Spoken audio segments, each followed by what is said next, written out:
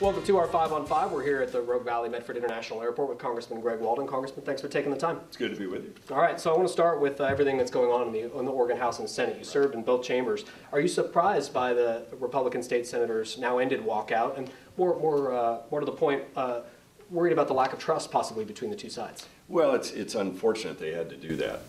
One-party rule gets you there. When you're in the majority and you have overwhelming majorities, you really need to go out of your way to work with the minority, and I don't think that was happening, frankly. When they have 3/5 majority in the House and the Senate, and this governor, they just wanted their way on everything, and it's not the Oregon way. We've generally worked in a bipartisan way. When I was in Salem, one point we had 20 Republicans in the Senate, and we never jammed the Democrats like that, and forced them to walk. So I think for Oregon's best interest, it'd be better if the Democrats really worked in good faith and reached out and worked with the Republicans more on these issues. They matter to rural Oregon. We don't want to be one state, the state of Portland, and some of these policies hit rural areas and rural communities, and I think that's what they were fighting about. You've said that Congress needs to step in and stop all these annoying robocalls from burdening Americans. Are we any closer to seeing actual action on this? Yeah, so when we passed the Ray Bombs Act 2 years ago, gave the FCC new authority they're now taking advantage of. We're about to pass a new bipartisan legislation that will crack down on the robocalls and allow the carriers to use their technology to stop them from ever getting started through call authentication and enhanced penalties, and give consumers the ability through their services, whether it's AT&T, Verizon, whatever, T-Mobile, to have a robocall blocking at no cost. You could opt out of it if you want, but last year 47.8 billion phone calls were fraudulent, illegal, robocalls, spoof calls. We got to shut it down. A lot of it's overseas. We've given the FCC's new authority already. They're using that. Now we're coming back to plug the holes and get this stopped. All right. The U.S. Forest Service recently proposed regulatory changes this month that would exempt several new types of forest management projects from the typical review process under NEPA, the National Environmental Policy Act. Is this a step in the right direction for forest management? Absolutely, it's a step in the right direction. Look, it shouldn't take a couple of years to figure out we need to thin these overstocked forests. We're 80 million acres out of balance with forests that are disease-ridden, bug-infested, overstocked, ready to explode. I'll tell you what, we have communities that would be the next paradise if one of these fires gets away. And we have got to get ahead of this curve. The Trump administration understands that. These are reasonable changes to NEPA that will allow our professional forest managers to actually do more work in the woods to reduce the fuel loads. I still think we need to pass legislation to be able to go in quicker after the fires and remove burned dead trees while they still have value and replant a new healthy green forest for the next generation. Of the Chetco Bar fire, only 1% of that is being salvaged, and they're even having trouble making that work. On private land, it's about 80%. So we can do better than we're doing on the federal land, on the public's land, to clean up after the fires, reduce the future fuel loads, and restore a new forest for the next generation. It should be our obligation. These changes in the administrative practices are long overdue.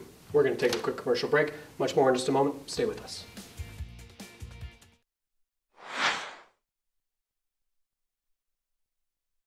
Welcome back to our 5 on 5. We're going to hear with Congressman Greg Walden at the Medford Airport. Congressman, thanks again for taking the time. Sure. Have you read the Mueller report? I have, every unredacted word. Okay, and what were your conclusions from that? Well, clearly the Russians wanted to play in our elections, and clearly the Mueller report shows there was no collusion or conspiracy to do that on behalf of the Trump campaign. Look, I don't want anybody involved in our elections, period, that aren't American citizens. I don't want foreign governments involved in pushing around our agendas and our issue sets and trying to influence voters. And the Russians try that in every democracy, not just ours. They do it in France, they're trying to do it in Germany, we've seen it in Lithuania. I mean, wherever you go around the globe, the Russians have their interests, and one of the things they try to do is manipulate voter behavior through propaganda campaigns. They do it online, they do it in person, they do it in all kinds of ways. They're not the only ones, but they certainly have their own agenda. They don't want us to develop our natural gas. They don't want us to lead in 5G. There are all kinds of things they don't want that they try then to influence. Look at Russian television. Why do we allow that to be broadcast? It's funded by the equivalent of our CIA. And it's on networks in the US. It's nothing but part of their propaganda machine to put their viewpoint into our audience. But we have a First Amendment right in America for free speech, but we better understand who's behind some of that. Are you at all concerned about according to the Mueller report, more than 100 contacts between the Trump campaign and Russia?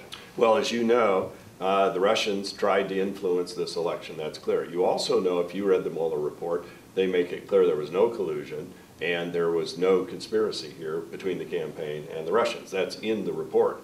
And Bob Mueller is pretty tough. I supported him being the lead of that investigation from day one all the way through, and I agree with his findings. There was no collusion and there was no conspiracy here. Can you ensure our viewers that we have nothing to fear regarding Russian interference in next year's elections? No, not at all, because they're going to do everything they can to interfere in the next election and the next election and the one after that.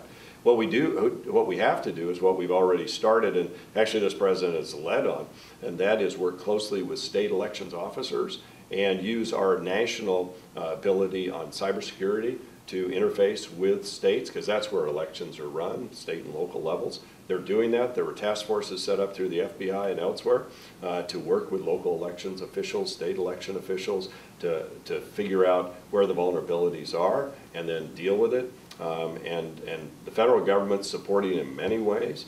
We probably should go further and read in at the top secret level state election officers, so they would have real-time access to classified information that they now don't have.